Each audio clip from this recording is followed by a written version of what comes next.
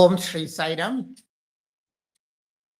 നമ്മുടെ എല്ലാമായ ഭഗവാന്റെ തൃപ്പാദങ്ങളിൽ നമസ്കരിച്ചുകൊണ്ട് district president Shri Satheesh, സഹോദരൻ ലക്ഷ്മണൻ, ഈ കോളിലുള്ള സഹോദരന്മാരെ എല്ലാവർക്കും ഭഗവാന്റെ പൂർണ്ണമായ അനുഗ്രഹം ഉണ്ടാവട്ടെ എന്ന് പ്രാർത്ഥിക്കുന്നു. ഇന്നത്തെ സത്സംഗം തുടങ്ങാൻ സ്വാമിയോട് അനുവാദവും അനുഗ്രഹവും പ്രാർത്ഥിച്ചുകൊണ്ട് കബീർദാസിന്റെ അതിസുന്ദരമായൊരു ദോഹയുണ്ട്. നമ്മൾ ഇതിനെക്കുറിച്ച് നേരത്തെ പറഞ്ഞിട്ടുണ്ട്. കബീർദാസ് ഈശ്വരൻ എവിടെയാണെന്ന് അന്വേഷിച്ചുകൊണ്ട് നടക്കുകയാണ്. God where are you, where are you, ഈശ്വരൻ അങ്ങ് എവിടെയാണെന്ന് ഇങ്ങനെ അന്വേഷിച്ചുകൊണ്ട് നടക്കുകയാണ്. കുറെ അന്വേഷിച്ചിട്ടും ഈശ്വരൻ എവിടെയാന്ന് അറിയാത്തത് കൊണ്ട്, കാണാത്തത് കൊണ്ട് കബീർദാസ് തീരുമാനിച്ചു, രണ്ട് കാര്യം തീരുമാനിച്ചു. ഈശ്വരനെ പോലെ എല്ലാവരെയും സ്നേഹിക്കുക, ഈശ്വരനെ പോലെ എപ്പോഴും സന്തോഷമായിട്ടില്ല. ഈ രണ്ട് കാര്യം കബീർദാസ് തീരുമാനിച്ചത്. ഈശ്വരനെ പോലെ എല്ലാവരെയും സ്നേഹിക്കുക, ഈശ്വരനെ പോലെ എപ്പോഴും ഹാപ്പി ആയിട്ട് ഇങ്ങനെ ഇരിക്കുക. എപ്പോഴാണോ കബീർദാസ് ഈ രണ്ട് തീരുമാനങ്ങൾ എടുത്തത്, പുറകിൽ നിന്നൊരു വിളി കേൾക്കുകയാണ്, Kabir Kabir where are you, where are you, Kabir നീ എവിടെയാണ് ചോദിക്കുകയാണ്. ചോദിച്ചത് വേറെ ആരുമല്ല, ഈശ്വരൻ തന്നെയായിരുന്നു. നോക്കൂ, ഈശ്വരനെ അന്വേഷിക്കുന്ന കബീർദാസ് ഈശ്വരനെ കാണാൻ പറ്റാത്തത് കൊണ്ട് ഈശ്വരനെ പോലെ അങ്ങോട്ട് ആകാൻ തീരുമാനിച്ച് എല്ലാവരെയും സ്നേഹിക്കാൻ തുടങ്ങി. എപ്പോഴും ഇങ്ങനെ ഈശ്വരനെ വിചാരിച്ച് ഹാപ്പി ആയിട്ട് ഇരിക്കാൻ തുടങ്ങിയപ്പോ ഈശ്വരൻ കബീർദാസിനെ അന്വേഷിച്ചുകൊണ്ട് നടക്കുകയാണ്. ഭാഗവതത്തിലെല്ലാം സുന്ദരമായ ഈ ആശയങ്ങളെ കുറിച്ച് പറയുന്നുണ്ട്. ഈശ്വരൻ ഭക്തവത്സലനാണ്. നമ്മളോടുള്ള സ്നേഹമല്ലാതെ സ്വാമിക്ക് വേറെ ഒന്നുമില്ല. ഭക്തവത്സലനാണ് ഭഗവാൻ. അതിനേക്കാൾ വലിയൊരു പൊസിഷൻ ഭഗവാൻ ഉണ്ട് അത്രേ. ഭഗവാനെ നമുക്ക് നമ്മുടെ കൺട്രോളിൽ കൊണ്ടുവരാൻ പറ്റും. എൻസ്ലേവ് ചെയ്യാന്നാ പറയുന്നത്. ഭഗവാനെ നമുക്ക് നമ്മുടേതാക്കി മാറ്റാൻ പറ്റും. നിങ്ങൾക്ക് എല്ലാവർക്കും അറിയുന്ന കഥയുണ്ട്, സ്വാമി പറഞ്ഞിട്ടത്. ഭഗവാൻ കൃഷ്ണൻ തലവേദന അഭിനയിക്കുകയാണ്. ഒരുപാട് വൈദ്യന്മാർ വന്നു, തലവേദന മാറിയില്ല. അവസാനം നാരദർ തന്നെ ഭഗവാനോട് ചോദിക്കണ്ടേ എന്താ ചെയ്യണ്ടേന്ന് ചോദിച്ചപ്പോ, എന്റെ ഭക്തന്മാരുടെ കാലിന്റെ അടിയിലുള്ള പൊടി കൊണ്ടുവന്നാൽ എന്റെ തലവേദന മാറും, അത് നെറ്റിമ പുരട്ടിയാ മതി.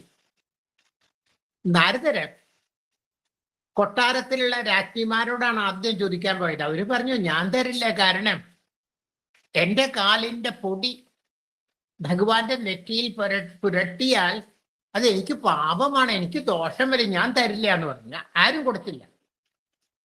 അവസാനമാണ് ഗോപസ്ത്രീകളുടെ അടുത്ത് എത്തിയത്. ഗോപസ്ത്രീകളുടെ അടുത്ത് പറഞ്ഞ വഴിക്ക് ഗോപികമാര് ആ നിൽക്കുന്ന സ്ഥലത്തുനിന്ന് ഒരു സ്ഥലത്ത് ഇരുന്ന് കാലിന്റെ പൊടി അവര് തട്ടാൻ തുടങ്ങി. തട്ടി തട്ടി പൊടി എടുക്കുകയാണ്. നാരദർ പറഞ്ഞു, പാപം കിട്ടില്ലേ നിങ്ങൾക്ക്? ഇപ്പൊ ഗോപസ്ത്രീകൾ പറഞ്ഞ സുന്ദരമായൊരു മറുപടി ഉണ്ട്. അവര് പറഞ്ഞു, ഞങ്ങൾക്ക് എന്ത് വന്നാലും കുഴപ്പമില്ല, ഞങ്ങൾക്ക് എന്ത് സംഭവിച്ചാലും കുഴപ്പമില്ല. ഭഗവാൻ തന്നെ അത് സുന്ദരമായിട്ട് പറയുന്നുണ്ട്. ഞങ്ങൾക്ക് എന്ത് വന്നാലും കുഴപ്പമില്ല, ഞങ്ങളുടെ കൃഷ്ണന്റെ തലവേദന, ഭഗവാന്റെ തലവേദന മാറിയാൽ മതി, ഭഗവാന്റെ തലവേദന മാറിയാൽ മതി. ഈ ഒരു ഭാവം മനസ്സിൽ വന്നു കഴിഞ്ഞാൽ ഭഗവാൻ നമ്മുടെ കൂടെ മാത്രമായിരിക്കും. ഇത്രേ നമ്മൾ പറഞ്ഞത് മാത്രം സ്വാമി കേൾക്കണത് കാണാൻ സാധിക്കും.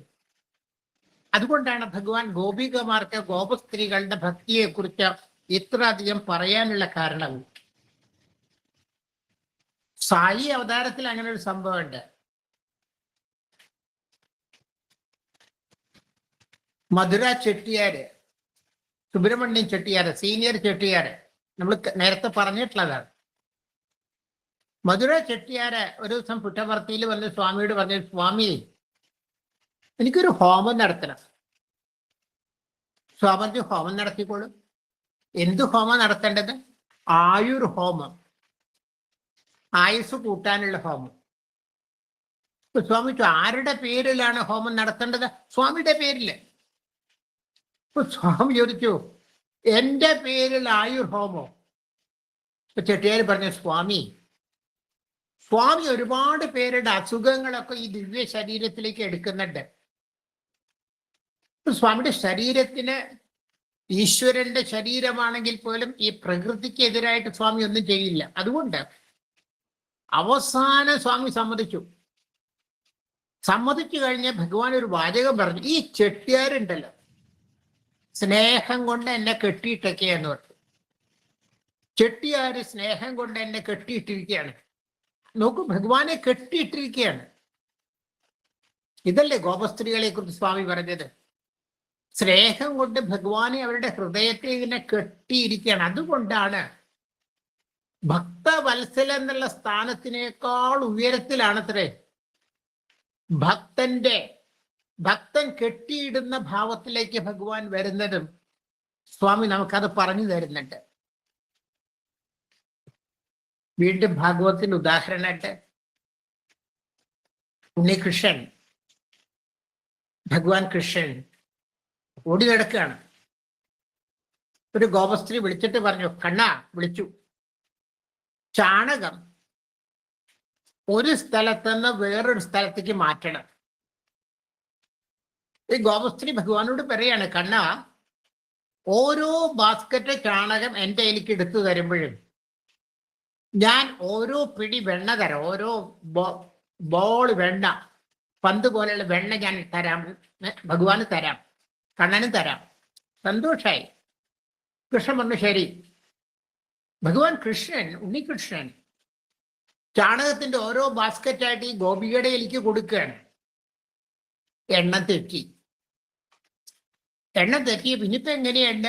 ഗോപിക ഒരു സൂത്രം പറഞ്ഞ, ഒരു കാര്യം ചെയ്യാം, ഭഗവാന്റെ മുഖത്ത് ഞാനിങ്ങനെ പൊട്ടുകൾ പോലെ ഇങ്ങനെ ഓരോന്നിങ്ങനെ കുത്തി വെക്കാം.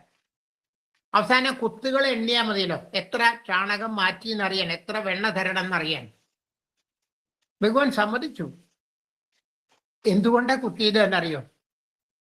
ചാണകത്തിന്റെ തുണ്ടികൾ കൊണ്ട് ഭഗവാന്റെ ഒരു വശം നിറഞ്ഞു, മറ്റേ വശം നിറഞ്ഞു, നെറ്റിയിൽ നിറച്ചിങ്ങനെ കുത്തുകൾ ഇങ്ങനെ ഉണ്ടാക്കി വെച്ചു.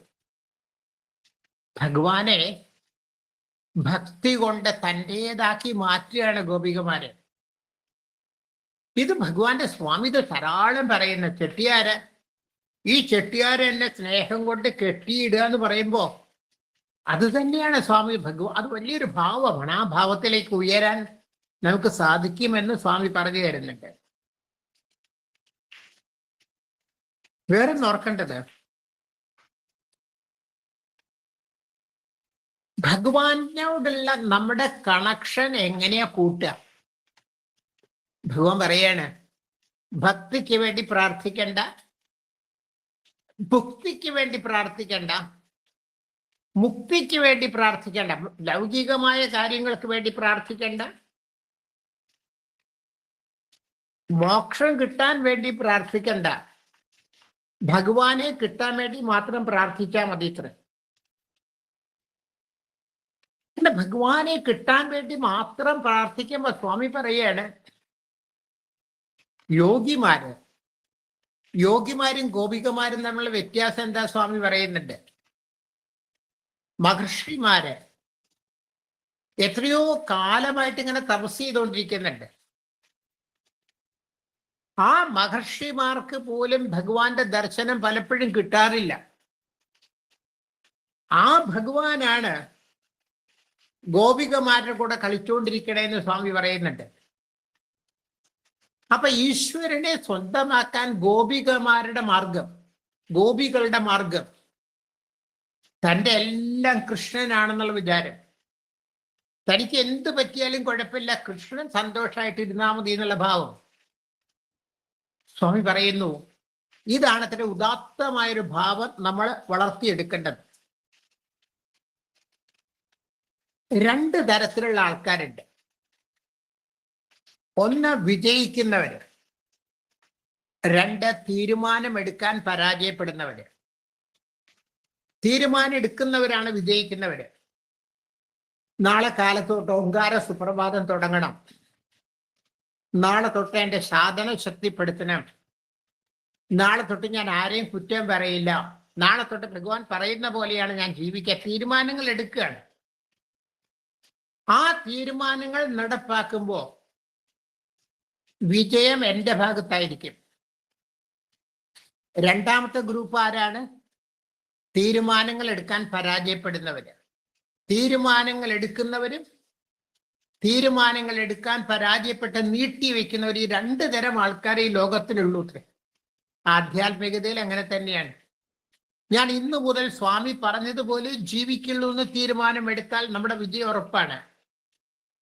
ആ തീരുമാനം ഞാൻ നാളെ തൊട്ട് നഗരസങ്കീർത്തനത്തിന് പോവാം, നാളെ തൊട്ട് വില്ലേജ് വർക്കിന് പോവാം, നാളെ വീണ്ടും അടുത്ത നാളേലേക്ക് പോവുകയാണ്.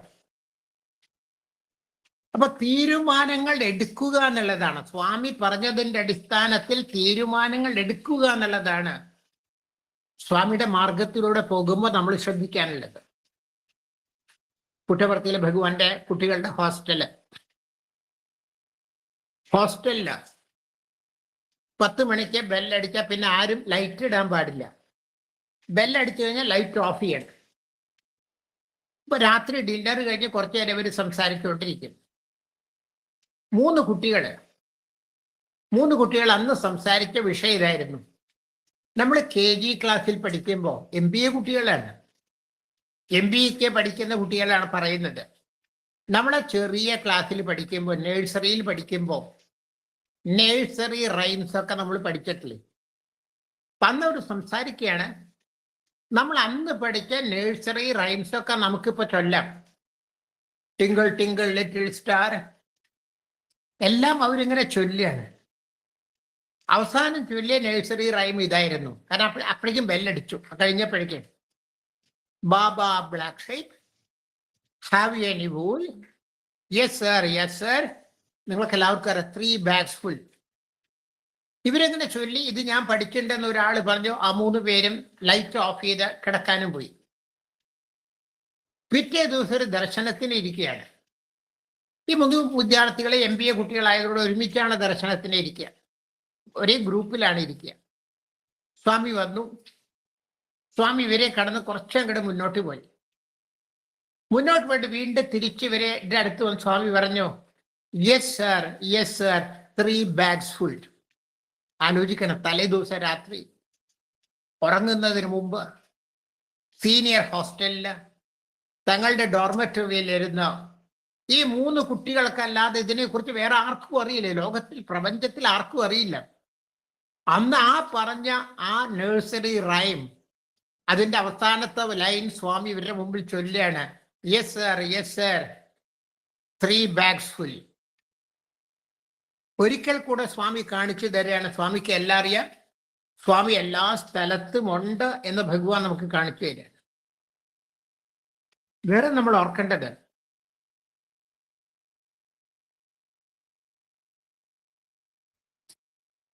ഈ രീതിയിൽ ഭഗവാൻ എല്ലാം അറിയാമെന്ന് നമ്മൾ ഓർക്കണ സമയത്ത് വേറെ ഒന്ന് ഓർക്കാം. നമുക്ക് ബൃന്ദാവനത്തില്, എനിക്ക് പറഞ്ഞു എനിക്കറിയില്ല, വൈറ്റ്ഫീൽഡില് ഗോപൂജ കഴിഞ്ഞ ആഴ്ച ഞാൻ പറഞ്ഞതാണോ? എനിക്കൊരു സംശയമുണ്ട്. ഗോപൂജ 2 സമയത്താണ് നടത്തുക. സംക്രാന്തി സമയത്ത് നടത്തും, ശ്രീകൃഷ്ണ ജന്മാഷ്ടമി, ശ്രീകൃഷ്ണ ജയന്തിക്ക് നടത്തും. പറഞ്ഞതാണ് ഈ പറയണത്. അന്ന് സംക്രാന്തി ദിവസമാണ്. കാലത്ത് സ്വാമി പറഞ്ഞിട്ടില്ല. കാലത്ത് ഭഗവാൻ ജോഗറാവിനെ വിളിച്ചിട്ട് പറയാണ്, നീ ഉടനെ വൈറ്റ്ഫീൽഡിൽ പോണം, വൃന്ദാവനത്തിൽ പോണം, വേഗം പോണം. ലേറ്റ് ആയാൽ നിനക്ക് കുട്ടികളെ കാണാൻ പറ്റില്ല, വേഗം പോണെന്ന് പറഞ്ഞു. ജോഗറാവ് സ്വാമി പറഞ്ഞ അനുസരിച്ച് വേഗം സ്വാമി പ്രസാദം കൊടുത്തയക്കാണ് കുട്ടികൾക്ക്. ഗോപൂജ കഴിഞ്ഞ് ആരതി ആവുമ്പോഴേക്ക് പ്രസാദം കൊടുക്കാനായിട്ട്.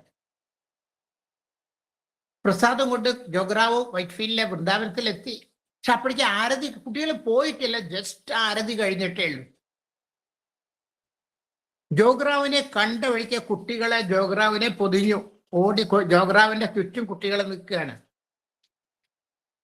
ജോഗറാവിനോട് ചില ചോദ്യങ്ങൾ ഈ കുട്ടികൾ ചോദിച്ചു. ഞങ്ങളുടെ സ്വാമി എങ്ങനെയുണ്ട്? സ്വാമി എന്താ പറയണേ? സ്വാമി ഞങ്ങളെ കുറിച്ച് ഓർമ്മയുണ്ടോ സ്വാമിക്ക്? ഞങ്ങളെ കുറിച്ച് എന്തെങ്കിലും സ്വാമി പറയാറുണ്ടോ? വൃന്ദാവനിലെ ഒരു മിനിറ്റ്.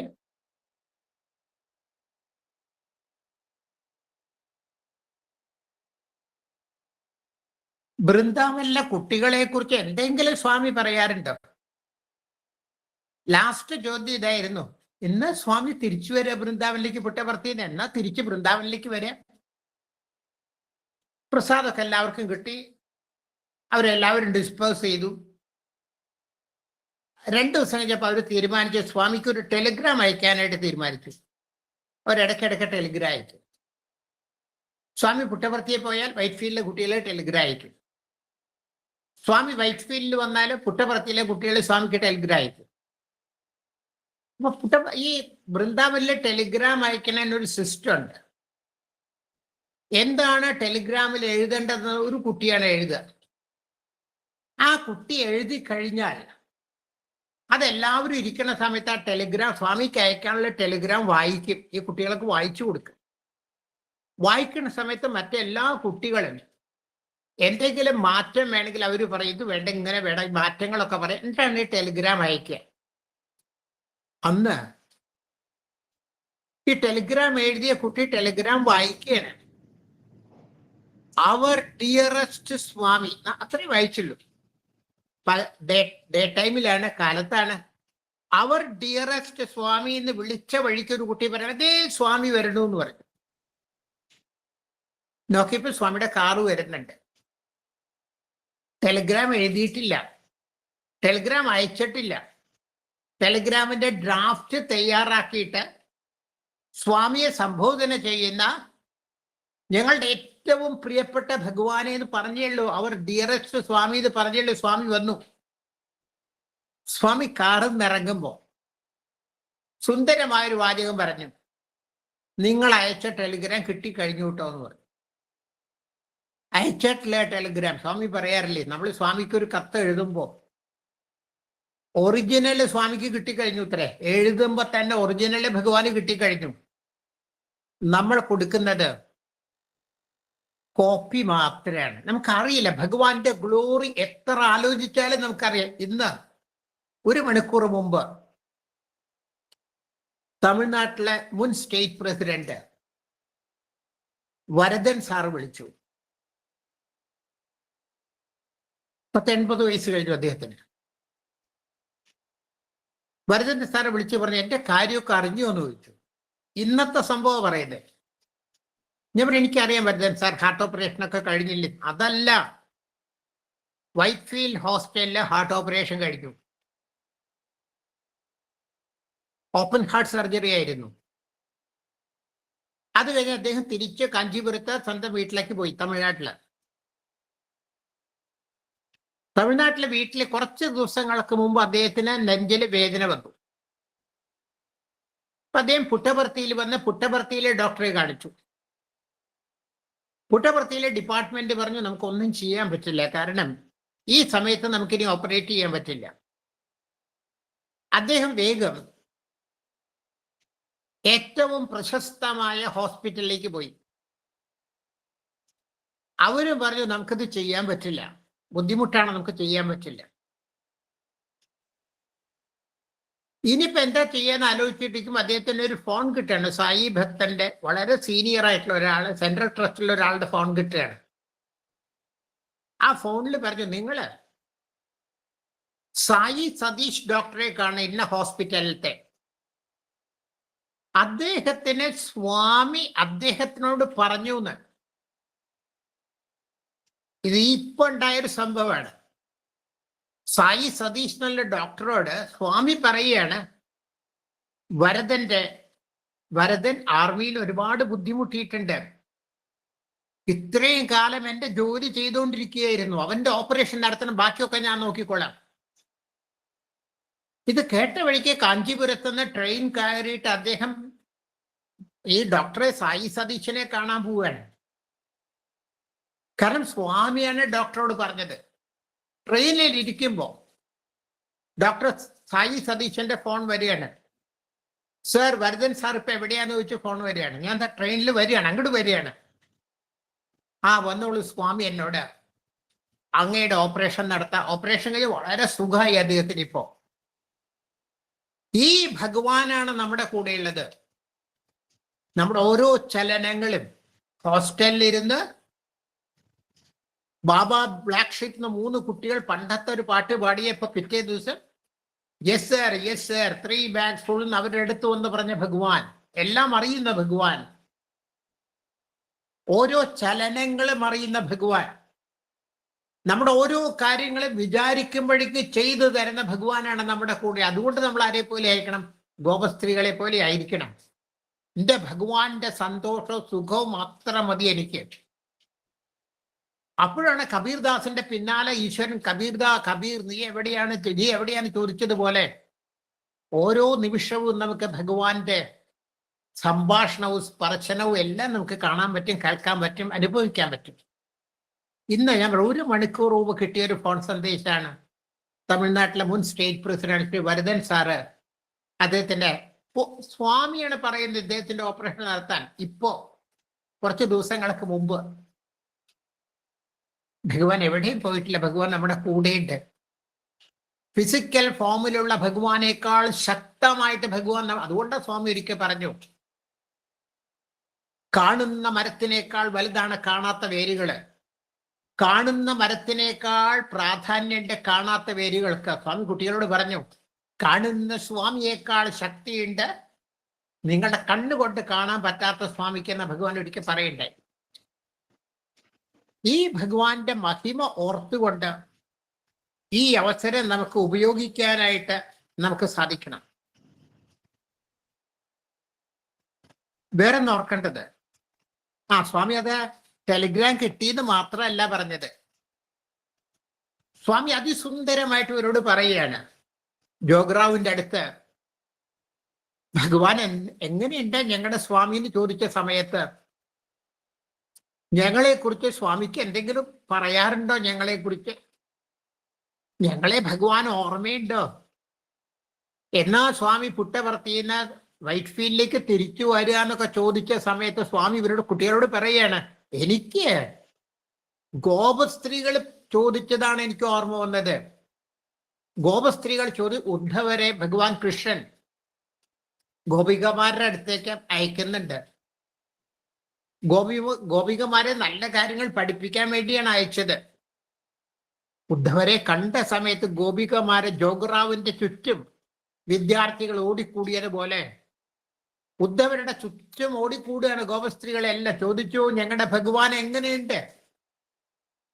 ഞങ്ങളെ ഓർമ്മയുണ്ടോ ഭഗവാന്? ഞങ്ങളെ കുറിച്ച് എന്തെങ്കിലും ഭഗവാൻ പറയാറുണ്ടോ? എന്നാണ് ഭഗവാൻ ഇങ്ങോട്ട് തിരിച്ചു വരിക? എന്നാ തിരിച്ചു വരിക ഇങ്ങോട്ട്? സ്വാമി പറഞ്ഞു, നിങ്ങൾ ചോദിച്ച ചോദ്യങ്ങൾ ജോഗ്രാവ് പറഞ്ഞ സ്വാമിക്ക് അറിയാലോ എന്താ ചോദിച്ചതെന്ന്. എനിക്ക് ഗോപികമാര് പറഞ്ഞതാണ്, ഗോപസ്ത്രീകൾ പറഞ്ഞതാണ് എനിക്ക് ഓർമ്മ വന്നത്. ഭഗവാൻ പറയാണ്, പക്ഷേ ഇന്ന് വൃന്ദാവനത്തിൽ ഗോപസ്ത്രീകളില്ല. അന്ന് വൃന്ദാവനം മുഴുവൻ ഗോപസ്ത്രീകളാണെങ്കിൽ അവരുടെ ഭക്തിയുള്ളവരെന്ന് വൃന്ദാവനത്തിൽ ഇല്ല എന്ന് സ്വാമി പറയണം. അതിന്റെ അർത്ഥവും നമ്മൾ പൂർണ്ണമായിട്ട് മനസ്സിലാക്കണം. അപ്പൊ ഈ ഭഗവാനെ സ്വന്തമാക്കണമെങ്കിൽ, ഈ ഭഗവാനെ സ്നേഹം കൊണ്ട് കെട്ടിയിടണമെങ്കിൽ ഭഗവാൻ പറഞ്ഞത് നമ്മൾ മനസ്സിലാക്കണം, ഭഗവാൻ പറഞ്ഞതുപോലെ ജീവിക്കാൻ പറ്റണം. 2-3 ഉദാഹരണങ്ങൾ എടുക്കാം നമുക്ക്.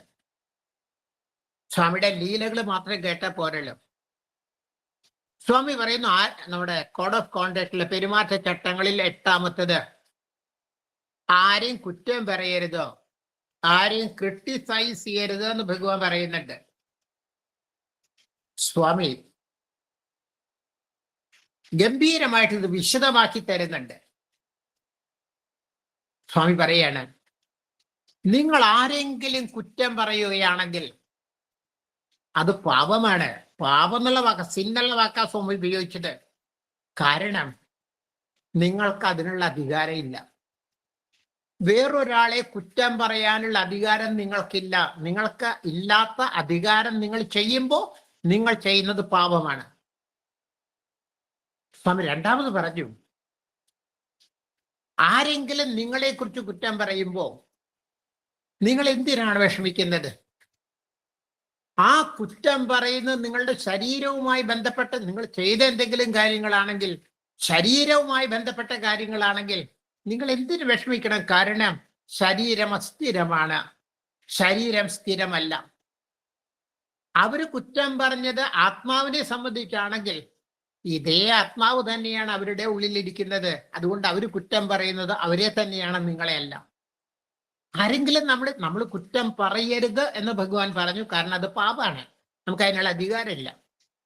രണ്ടാമത് ഭഗവാൻ പറയാണ്, ആരെങ്കിലും നിങ്ങളെ കുറ്റം പറഞ്ഞാൽ, നിങ്ങൾ സ്വാമി ഒരിക്കൽ പറഞ്ഞു, ആരെങ്കിലും പറയാണ് ഭഗവാൻ സത്യസായി ബാബയ്ക്ക് മുടിയില്ല എന്ന് പറഞ്ഞാൽ സ്വാമിയോട് ഞാൻ എന്തിനാ വിഷമിക്കട്ടെ, എനിക്ക് മുടിയുണ്ടല്ലോ, എനിക്ക് മുടിയില്ല, കഷണ്ടിയാണെന്ന് പറഞ്ഞാൽ ഞാൻ എന്തിനാ വിഷമിക്കട്ടെ, എൻ്റെ മുടി നിറച്ചു മുടിയുണ്ട്.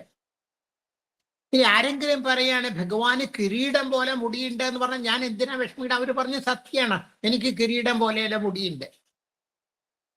അപ്പൊ നമ്മൾ കുറ്റം പറയരുത് എന്ന് ഭഗവാൻ പറഞ്ഞിട്ട് രണ്ടാമത് പറയുകയാണ്, മറ്റുള്ളവർ കുറ്റം പറഞ്ഞാൽ നമ്മൾ വിഷമിക്കണ്ട. കാരണം അത് ശരീരത്തിനെ കുറിച്ചാണെങ്കിൽ എന്തിനാ വിഷമിക്കണേ? ശരീരം ടെമ്പററിയാണ്, അസ്ഥിരമാണ്. ആത്മാവിനെ സംബന്ധിച്ചാണെങ്കിൽ വിഷമിക്കേണ്ട. കാരണം അവന്റെ ഉള്ളിൽ ഇരിക്കുന്നത് അതേ ആത്മാവ് തന്നെയാണ് എന്ന് ഭഗവാൻ പറയുന്നു. ഷിർഡി സായി സച്ചരിതത്തില് ഭഗവാൻ ബാബ ലണ്ടി തോട്ടത്തിലേക്ക് ഉച്ചയ്ക്ക് വൈകുന്നേരം പോണ സമയത്ത്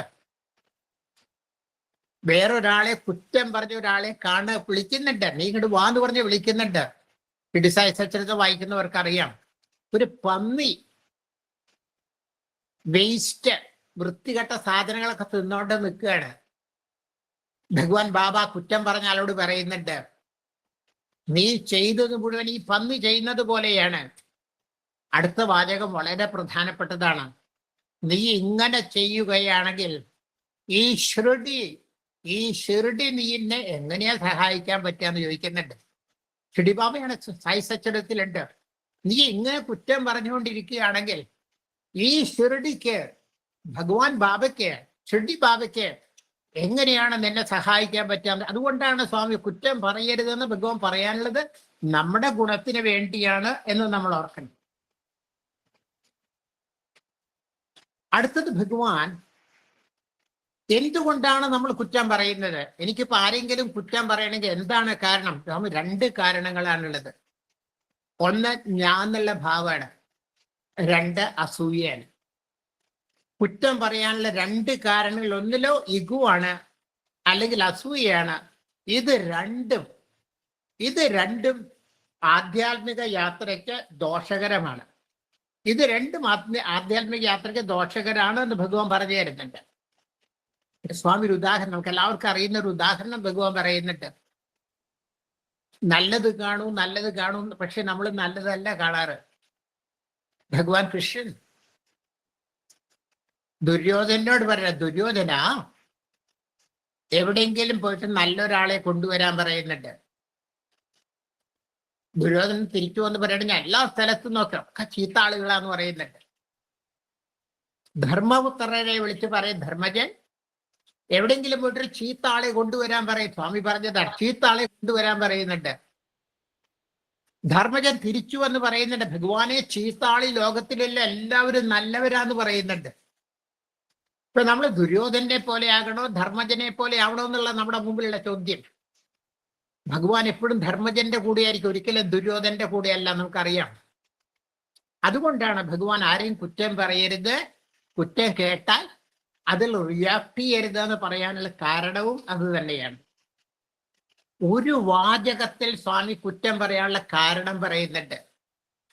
സ്വാമി പറയാണ്, ദൃഷ്ടി എങ്ങനെയാണോ അതുപോലെയായിരിക്കും സൃഷ്ടിയും. ദൃഷ്ടി എങ്ങനെയാണോ അതുപോലെയായിരിക്കും സൃഷ്ടിയും. നിന്റെ മനസ്സ് എങ്ങനെയാണോ അതുപോലെയായിരിക്കും നീ എല്ലാം കാണുന്നത്. രണ്ടാമത്തെ ഉദാഹരണം ഭഗവാൻ പറഞ്ഞു, പച്ച കണ്ണട വെച്ചാൽ, പച്ച കളറുള്ള ഗ്ലാസുള്ള കണ്ണട വെച്ചാൽ എല്ലാം പച്ചയായിട്ടാണ് കാണുക. അതുകൊണ്ടാണ് സ്വാമി നല്ലത് കാണണം എന്ന് പറയാനുള്ള കാരണവും ഇത് തന്നെയാണ്.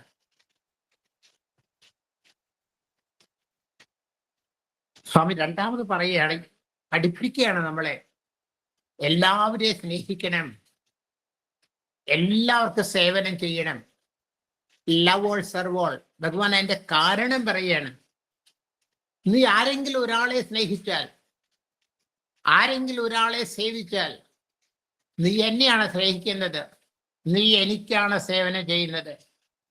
നീ ആരെങ്കിലും വിഷമിപ്പിച്ചാൽ, നീ എന്നെയാണ് വിഷമിപ്പിക്കുന്നത്, നീ എന്നെയാണ് ദ്രോഹിക്കുന്നത്.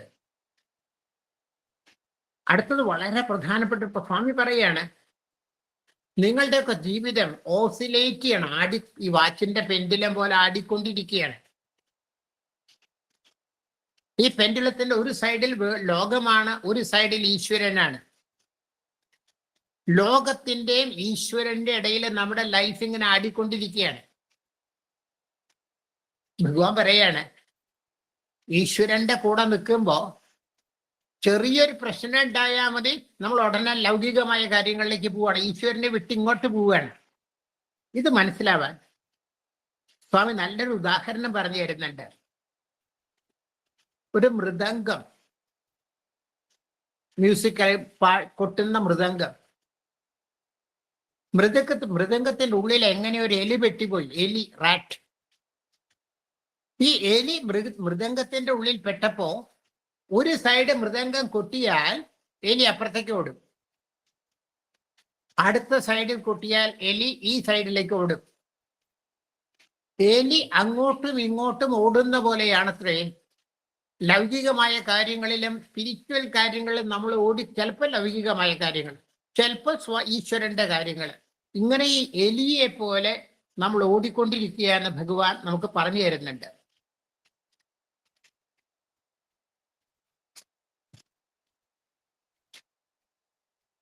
അങ്ങനെയായുള്ള കുഴപ്പം എന്താണെന്ന് ഭഗവാൻ പറയുന്നുണ്ട്. ആധ്യാത്മിക കാര്യങ്ങളിൽ ഭഗവാന്റെ തൃപ്പാദം മുറുകെ പിടിക്കാതെ ലൗകികമായ കാര്യങ്ങളാണ് നമ്മൾ മുറുകെ പിടിക്കുന്നതെങ്കിൽ, സ്വാമി സുന്ദരമായൊരു ഉദാഹരണം പറയുന്നുണ്ട്. രണ്ട് ചെറുപ്പക്കാർ, രണ്ട് ആൺകുട്ടികൾ. ഈ രണ്ട് ആൺകുട്ടികൾ കൂടി ബെറ്റ് വെച്ചു. എന്താ ബെറ്റെന്നറിയോ? ആരാണ് ഏറ്റവും കൂടുതൽ പഴം കഴിക്കുക. ഒരു പ്രത്യേകതയുണ്ട്, പഴം തൊലിയോടുകൂടി കഴിക്കണം, വെറും പഴം മാത്രമല്ല. ആരാണ് ബെറ്റ് വെച്ചു, അവര് ജയിച്ച ആൾക്ക് ഇത്രയും സമ്മാനം കിട്ടും. ആദ്യത്തെ ആള് വിചാരിച്ചു പഴവും തൊലിയും കഴിക്കണമല്ലോ, ആദ്യം തൊലി മാത്രം കഴിക്കാൻ, കാരണം പിന്നെ പഴം കഴിക്കാൻ എളുപ്പമാണ്, തൊലി കഴിക്കാനാണ് ബുദ്ധിമുട്ട്. തൊലിയൊക്കെ നേരത്തെ തിന്നു കഴിഞ്ഞാൽ പിന്നെ പഴം അതിന്റെ മൃദുവായ സോഫ്റ്റായ ഭാഗം കഴിക്കാൻ എളുപ്പമല്ലേ. അയാൾ തൊലി കഴിക്കാൻ തുടങ്ങി. രണ്ടാമത്തെ കുട്ടി വിചാരിച്ചു, സ്വാമി പറഞ്ഞത്, രണ്ടാമത്തെ കുട്ടി വിചാരിച്ചു പഴം കഴിക്കാൻ, തൊലി അവസാനം കഴിക്കാൻ. പഴം കഴിക്കാൻ തീരുമാനം. അയാൾ പഴം മാത്രമേ കഴിച്ചു, ഇയാൾ തൊലി മാത്രമേ കഴിച്ചത്. തൊലി കഴിച്ച് വയറ് ഫുള്ളായി. തൊലി കഴിച്ച് വയറ് ഫുള്ളായപ്പോ ഇനി പഴം കഴിക്കാനുള്ള സ്ഥലമില്ല. അയാൾ പരാജയപ്പെട്ടു മാത്രമല്ല, വയറുവേദന, ദഹനക്കേട് എല്ലാം ഉണ്ടായി. കാരണം കഴിച്ചത് മുഴുവൻ പഴത്തിന്റെ തൊലിയാണ്. രണ്ടാമത്തെ കുട്ടി കഴിച്ചത് മുഴുവൻ പഴമാണ്, തൊലി കഴിച്ചേ ഇല്ല. അയാൾക്കൊരു പ്രോബ്ലം ഉണ്ടായില്ല, ആരോഗ്യം നന്നായിട്ട് നിൽക്കുകയും ചെയ്തു. തൊലി കഴിക്കല് ലൗകികമായ കാര്യങ്ങളാണ്, പഴം കഴിക്കല് ആധ്യാത്മികമായ കാര്യങ്ങളാണ്. തൊലി കഴിച്ച ആൾക്ക് ബുദ്ധിമുട്ടുണ്ടായി, തൊലി കഴിച്ച ആൾക്ക് വയറുവേദന ഉണ്ടായി, അസുഖം ഉണ്ടായി, ദഹനക്കേട് ഉണ്ടായെന്ന് മാത്രമല്ല, പഴം കഴിക്കാൻ പറ്റിയില്ല. ലൗകികമായ കാര്യങ്ങൾ മാത്രമാണ് കഴിച്ചുകൊണ്ടിരിക്കുന്നെങ്കിൽ ആധ്യാത്മിക കാര്യങ്ങൾ കഴിക്കാനുള്ള സ്ഥലം അവിടെ ഉണ്ടാവില്ല. തൊലി കഴിച്ച് പഴം കഴിക്കാൻ സ്ഥലം ഇല്ലാത്തതുപോലെ പഴം കഴിച്ച അയാള് പഴം മാത്രമേ കഴിച്ചുള്ളൂ. അയാൾക്ക് വയറിന് യാതൊരു അസുഖം ഉണ്ടായില്ലെന്ന് മാത്രമല്ല, ആരോഗ്യം നന്നാവുകയും ചെയ്തു.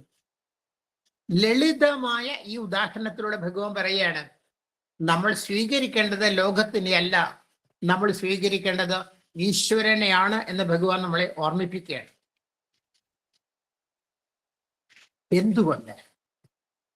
എന്തുകൊണ്ടാണ് നമ്മൾ ഈശ്വരനെ സ്വീകരിക്കണം, ലോകം വേണ്ട എന്ന് പറയാൻ കാരണം? ഭഗവാൻ പറയുന്നു, ഈ ലോകത്തിൽ നിന്ന് നിങ്ങൾക്ക് ഒരിക്കലും സന്തോഷം കിട്ടില്ല. ഈ ലോകത്തിൽ നിന്ന് നിങ്ങൾക്ക് ഒരിക്കലും നമ്മുടെയൊക്കെ ജീവിതം ആലോചിച്ചാൽ മതി. ഓരോരോ പ്രശ്നം വരുമ്പോൾ സന്തോഷം പോയി. ഇന്ന് സന്തോഷം ഉണ്ടെങ്കിൽ നാളെ നമ്മൾ സങ്കടപ്പെട്ടിരിക്കും. ഇന്ന് സന്തോഷം കിട്ടി, നാളെ സങ്കടം. അതുകൊണ്ടാണ് നമ്മുടെ ഋഷിവര്യന്മാർ പറഞ്ഞു തന്നത്, ലോകം അസുഖം, അനിത്യം. ലോകത്തിന് പറയുന്ന രണ്ട് കാര്യങ്ങൾ അസുഖമാണ്. ഇവിടെ സുഖമില്ല ഈ ലോകത്തില്. അസുഖം, അനിത്യം. ഇത് പെർമനന്റ് അല്ല. അസുഖം, അനിത്യം എന്നാണ് ലോകത്തിനെ പറയുന്നത്. ഇത് മനസ്സിലാവാൻ, അപ്പൊ ഈ അനിത്യമായ ലോകത്തില്, സുഖമില്ലാത്ത ലോകത്തില് നമ്മൾ സുഖം തേടി പോവുകയാണെങ്കിൽ എങ്ങനെ ഇരിക്കുന്ന സ്വാമി പറയുന്നുണ്ട്. സുന്ദരമായ ഭഗവാൻ എപ്പോഴും സിമ്പിൾ എക്സാമ്പിൾ അല്ലേ, ചിന്നക്കഥ എന്നല്ലേ സ്വാമി പറയാറ്. ഒരാളൊരു ഹോട്ടലിൽ കയറി ചെന്നു കാലത്ത് ബ്രേക്ക്ഫാസ്റ്റ് കഴിക്കാൻ. കാലത്ത് ഭക്ഷണം കഴിക്കാൻ വേണ്ടി കയറി ചെന്നത്. വെയിറ്റർ വന്ന് ചോദിച്ചു, എന്താ വേണ്ടേന്ന് ചോദിച്ചു. അപ്പൊ ഇതേ പറഞ്ഞു, ഇഡ്ഡലി ചട്നി വേണമെന്ന് പറഞ്ഞു. ഇഡ്ഡലിയും ചട്നി വേണം. ഇപ്പൊ വെയിറ്റർ ചോദിച്ചു, അങ്ങ് കയറി വരുമ്പോ ബോർഡ് നോക്കിയില്ലേന്ന് ചോദിച്ചു. അങ്ങ് ഹോട്ടലിലേക്ക് കയറി വരുമ്പോ ബോർഡ് നോക്കിയില്ലേ? എന്താ ബോർഡില് എഴുതി വെച്ചിട്ടുണ്ട് നോൺ വെജിറ്റേറിയൻ ഫുഡ് എന്ന്. നോൺ വെജിറ്റേറിയൻ ഫുഡ് എന്ന് ബോർഡ് എഴുതിയൊരു കടയിൽ വന്നിട്ടാണ്, ഹോട്ടലിൽ വന്നിട്ടാണ് ഇഡ്ഡലി ചട്നിയൊക്കെ ചോദിക്കുന്നത്. സ്വാമി പറയാണ്, ഈ ലോകത്തിന് മുമ്പിൽ ഒരു ബോർഡ് എഴുതി വെച്ചിട്ടുണ്ട്. Non vegetarian food, non vegetarian ഹോട്ടലിന് എഴുതി വെച്ച ആ ബോർഡ് പോലെ ഈ ലോകത്തിന്റെ മുമ്പിൽ ഒരു ബോർഡ് എഴുതി വെച്ചിട്ടുണ്ട്. എന്താണെന്നറിയോ? അസുഖം, അനിത്യം. ഇവിടെ അസുഖം മാത്രമേ, രോഗമല്ല, സുഖമില്ലാത്ത അവസ്ഥ, സന്തോഷമില്ലാത്ത അവസ്ഥ, അതാണ് അസുഖം.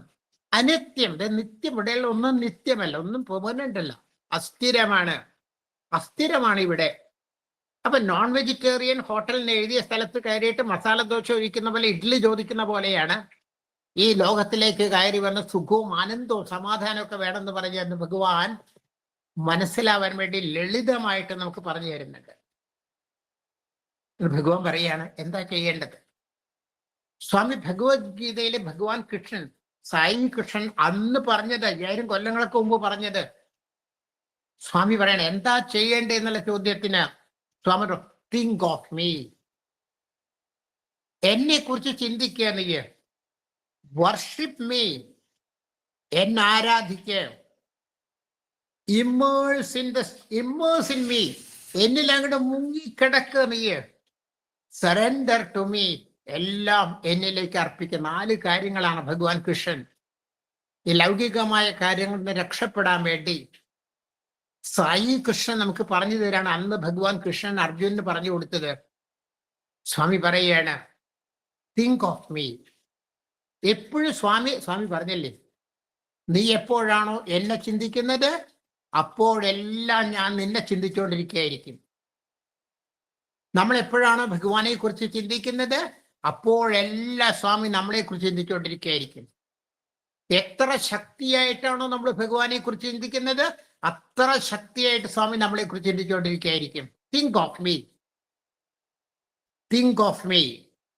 2, എന്നെ ആരാധിക്കുക, വർഷിപ്പ് മീ, എന്നെ ആരാധിക്കുക.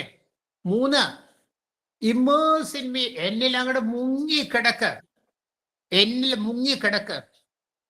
4, സറണ്ടർ ടു മീ, എന്നിലേക്കെല്ലാം അർപ്പിക്കുക. ഭഗവാൻ പറയാണ് ഇതാണ് അത്രയും നമുക്ക് വേണ്ടത്. 2ാമത് ഭഗവാൻ പറയാണ് പ്രസന്റിൽ ജീവിക്കുക. വർത്തമാനകാലത്ത് നമ്മളൊക്കെ എന്താ ചെയ്യുക? അയ്യോ അന്ന് അങ്ങനെ ചെയ്യണ്ടായിരുന്നു കേട്ടോ, കഴിഞ്ഞ വർഷം അങ്ങനെ ചെയ്യണ്ടായിരുന്നു, കുട്ടിയോ സ്റ്റുഡൻസ് അങ്ങനെയാണ്. അപ്പൊ അന്ന് നന്നായിട്ട് പഠിക്കായിരുന്നു കേട്ടോ.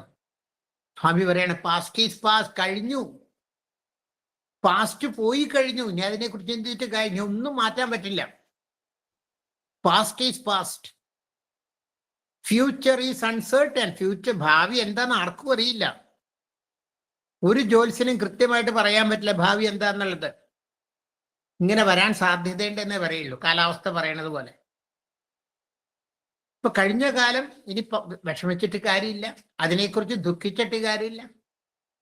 വരാൻ പോകുന്ന കാലത്തിനെ കുറിച്ച് നമ്മൾ വ്യാകുലപ്പെടേണ്ട ആവശ്യമില്ല. കാരണം ഇത് ചെയ്താൽ ഇന്ന് നമുക്ക് ജീവിക്കാൻ പറ്റില്ല. ഞാൻ ഇന്ന് പരീക്ഷ എഴുതിക്കൊണ്ടിരിക്കുകയെന്ന് വിചാരിക്കൂ. എൻ്റെ MA പരീക്ഷ എഴുതിക്കൊണ്ടിരിക്കുകയാണ്. ഞാൻ ഈ എക്സാമിനേഷൻ എഴുതുന്ന സമയത്ത് ഇന്നലത്തെ പരീക്ഷ കുറച്ചുകൂടി 3 മണിക്കൂർ പരീക്ഷയാണ്. ഞാനിങ്ങനെ ആലോചിച്ചു, ഇന്നലത്തെ പരീക്ഷയുടെ ക്വസ്റ്റ്യൻ പേപ്പറൊക്കെ വിചാരിക്കാതെ കുറച്ചും കൂടി നന്നായിട്ട് എഴുതായിരുന്നു കേട്ടോ. ആ ഉത്തരം തെറ്റി, ആൻസർ തെറ്റിപ്പോയാവോ? ഞാൻ ചിന്തിക്കുന്ന മുഴുവൻ ഇന്നലത്തെ പരീക്ഷയെക്കുറിച്ചാണെങ്കിൽ ഇന്നത്തെ പരീക്ഷ എനിക്ക് നന്നായിട്ട് എഴുതാൻ പറ്റില്ല.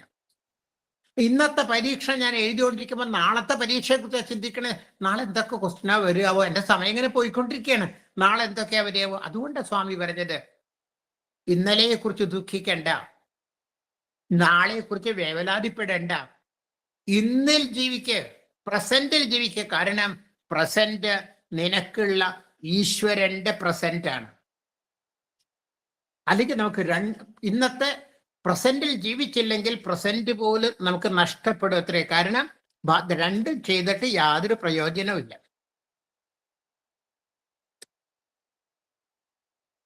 സ്വാമി ഒന്നുകൂടി പറയുന്നത് നിർത്താം പെട്ടെന്ന്. സ്വാമി പറയാണ്, ചില ആളുകള് നമ്മളിപ്പോ യജ്ഞങ്ങൾ ചെയ്യുമ്പോൾ, ഹോമം ചെയ്യുമ്പോഴൊക്കെ നെയ്യ് അഗ്നിക്ക് സമർപ്പിക്കാറുണ്ട്. നെയ്യ് അഗ്നിക്ക് സമർപ്പിക്കും. ഇപ്പൊ ചില ആൾക്കാർ കളിയായിട്ട് ചോദിക്കും, കളിയാക്കും, ഇത്രയും വില കൂടിയ നെയ്യൊക്കെ വെറുതെ തീയിലൊഴിച്ച് കളയേണ്ട ആവശ്യമുണ്ട്. പലപ്പോഴും പേപ്പറിലൊക്കെ കാണാറ്, കുറച്ചു കാലം മുമ്പ് വരെ. സ്വാമി പറയാൻ അവർക്ക് അറിയില്ല. ഇത് മനസ്സിലാവാൻ സ്വാമി ഒരു ഉദാഹരണം മതി. ഒരു കളക്ടർ ഗ്രാമപ്രദേശങ്ങളിലേക്ക് പോവാണ്, ഡ്യൂട്ടി, ഔദ്യോഗികമായിട്ട് ഒരു ഗ്രാമത്തിലേക്ക് പോവാണ്. ഗ്രാമത്തിലേക്ക് പോണ സമയത്താണ് അവിടെ ഒരു കർഷകൻ ഒരു കൊട്ടയിൽ തന്നെ വിത്ത് നെല്ലെടുത്ത് ഇങ്ങനെ വിതയ്ക്കുകയാണ്, പാടത്തേക്ക് ഇങ്ങനെ എറിയാണ് നെല്ലെടുത്തിട്ട്. കളക്ടർ വിചാരിച്ചു, എന്ത് വിഡിത്ത ഇദ്ദേഹം ചെയ്യണേ, നെല്ലൊക്കെ ഇങ്ങനെ വെറുതെ കളയും. അതുകൊണ്ടാണ് ഈ ഭാരതത്തിൽ ക്ഷാമമുള്ളതെന്ന് ഇയാളെ തീരുമാനിക്കുകയാണ് ഈ കളക്ടർ.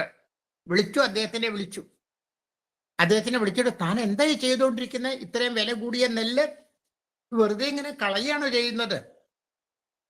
അദ്ദേഹം കളക്ടറോട് പറഞ്ഞു, സർ, ഞാൻ നെല്ല് കളയല്ല ഞാൻ ചെയ്യുന്നത്, ഒരു ചാക്ക് നെല്ലാണ് ഞാൻ വിത്തായിട്ട് ഉപയോഗിക്കുന്നത്, പക്ഷെ എനിക്ക് 50 ചാക്ക് നെല്ല് ഈ ഭൂമി എനിക്ക് തിരിച്ചു തരും. ഇപ്പൊ നമ്മള് യജ്ഞങ്ങൾ നടത്തുമ്പോൾ, ഹോമങ്ങൾ നടത്തുമ്പോൾ, അർപ്പിക്കണ സമയത്ത് സ്വാമി പറയാൻ എത്രയോ ഇരട്ടിയാണ് അതൊന്ന് തിരിച്ചു കിട്ടാന്ന് സ്വാമി പറയുന്നുണ്ട്. സ്വാമി പറയാണ്, ഒരിക്കലും സ്വാമി നമ്മളെ കൈവിടില്ല. സ്വാമിന് ഉദാഹരണം പറയുന്നുണ്ട്. ജയദ്രഥ്, അഭിമന്യുവിനെ കൊല്ലാൻ ഏറ്റവും വലിയ കാരണക്കാരനായ ജയദ്രഥ്, അഭിമന്യു മരിച്ചു, ഇയാളാണ് കൊന്ന. അപ്പോ അർജുനൻ എടുക്കുന്ന ഒരു തീരുമാനമുണ്ട്, നാളെ സൂര്യ അസ്തമയത്തിന് മുമ്പ് ഞാൻ ജയദ്രഥിനെ കൊന്നിരിക്കും, ഇല്ലെങ്കിൽ ഞാൻ എൻ്റെ ശരീരം തീയിന് ഞാൻ കൊടുക്കും, തീയിൽ ഞാൻ മരിച്ചു വീഴും എന്ന് അർജുനൻ തീരുമാനം. നമുക്കറിയാം, അർജുനന്റെ തീരുമാനം എടുത്ത പിന്നെ അതിന് മാറ്റമില്ല. കൗരവന്മാർക്ക് സന്തോഷമായി. കാരണം ഏറ്റവും വലിയ ശത്രു അർജുനൻ പോയാൽ പിന്നെ യുദ്ധം ജയിക്കാൻ എളുപ്പമാണ്. കൗരവന്മാരെന്ത് ചെയ്തു അറിയോ? കൗരവന്മാര് പട്ടാളക്കാരിങ്ങനെ യോദ്ധാക്കൾ നിരന്ന് നിൽക്കുന്നതിന്റെ ഏറ്റവും എവിടെയോ കൊണ്ട് ജയദ്രഥിനെ ഒളിപ്പിച്ചു നിർത്തുകയാണ്. അർജുനൻ നോക്കുമ്പോൾ അദ്ദേഹത്തിനെ കാണാനേ ഇല്ല. സ്വാമി പറയാം, പക്ഷെ അർജുനന് ഒരു കാര്യം ഉണ്ടായിരുന്നു, എന്റെ കൃഷ്ണൻ എന്നെ കൈവിടില്ല എന്ന് ഉറപ്പുണ്ടായിരുന്നു അർജുനൻ. എന്റെ കൃഷ്ണൻ എന്നെ കൈവിടില്ല. ഭഗവാൻ കൃഷ്ണൻ ഇനി കുറച്ച് മിനിറ്റുകൾ കൂടി മാത്രമേ ഉള്ളൂ സൂര്യാസ്തമയത്തിന്. സൂര്യാസ്തമയത്തിന് മുമ്പ് ജയദ്രഥിനെ കൊന്നില്ലെങ്കിൽ അർജുനൻ തീയിലേക്ക് ചാടും, ഉറപ്പാണ്. പക്ഷെ അതിന് കുറച്ച് മിനിറ്റുകൾക്ക് മുമ്പ് സൂര്യ ഏതാണ്ട് അസ്തമിക്കാറായി. അതിന് മുമ്പ് ഭഗവാൻ കൃഷ്ണൻ സൂര്യനെ മറയ്ക്കുകയാണ്. അന്ധകാരമായി. എല്ലാവരും വിചാരിച്ചു ദാ സൺസെറ്റായി, സൂര്യൻ അസ്തമിച്ചു, അർജുനൻ ഇപ്പൊ തന്നെ ആത്മഹത്യ ചെയ്യും. ജയദ്രഥ് സന്തോഷത്തോടുകൂടി ബാക്കിൽ നിന്ന് പുറത്തേക്ക് വരികയാണ്. കൃഷ്ണൻ ഒന്ന് നോക്കി അർജുനനെ. അർജുനൻ അമ്പ ചെയ്തു. ജയദ്രഥ് മരിച്ചു വീഴാണ്.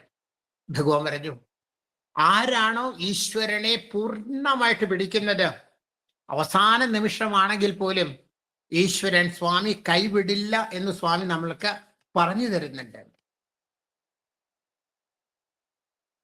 എനിക്ക് തോന്നുന്നു ഈ ഒരു വിശ്വാസമാണ് നമുക്ക് വേണ്ടത്. 2 മിനിറ്റ് കൂടി. സ്വാമിയുടെ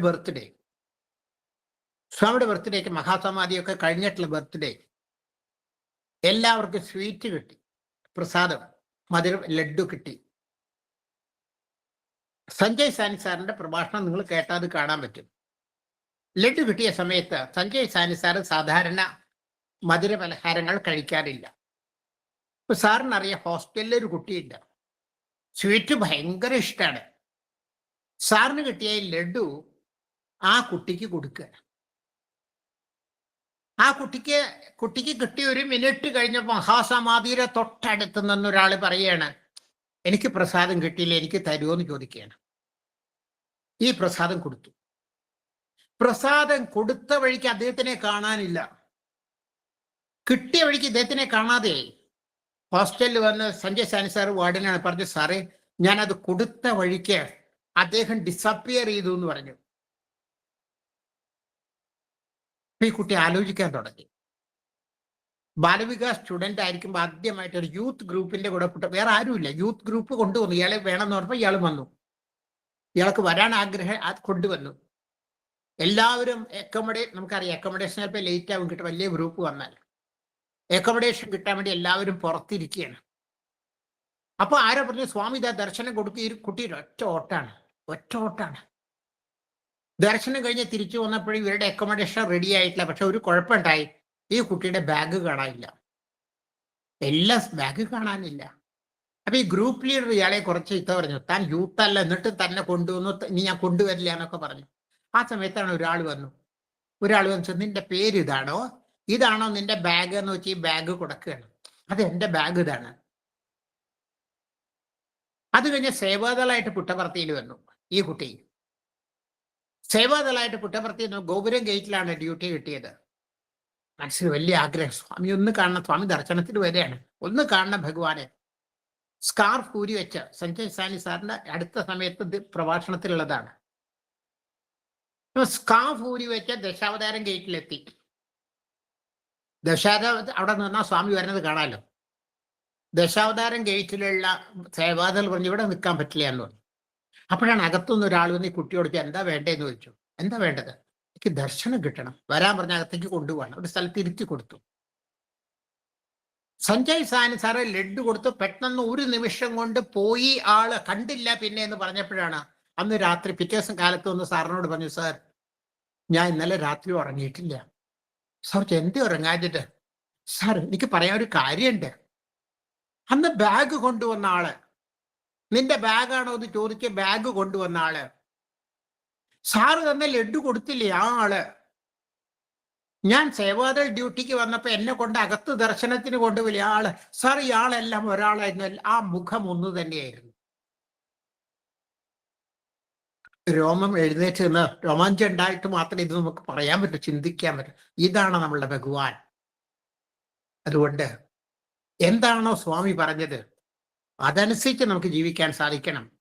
അങ്ങനെ ജീവിക്കാൻ സ്വാമി നമ്മളെല്ലാവരെയും അനുഗ്രഹിക്കട്ടെ എന്ന് പ്രാർത്ഥിച്ചുകൊണ്ട് സ്വാമി പറഞ്ഞു തന്ന ഈ കാര്യങ്ങളെല്ലാം നിങ്ങളുടെ പ്രാർത്ഥനയോടുകൂടി എല്ലാവരെയും അനുഗ്രഹിക്കാൻ പ്രാർത്ഥിച്ചുകൊണ്ട് സ്വാമിയുടെ തൃപാദത്തെ സമർപ്പിക്കുന്നു. എല്ലാ സഹോദരന്മാർക്കും ഭഗവാന്റെ പൂർണ്ണ അനുഗ്രഹം ഉണ്ടാവട്ടെ. ജയ് ശ്രീരാം.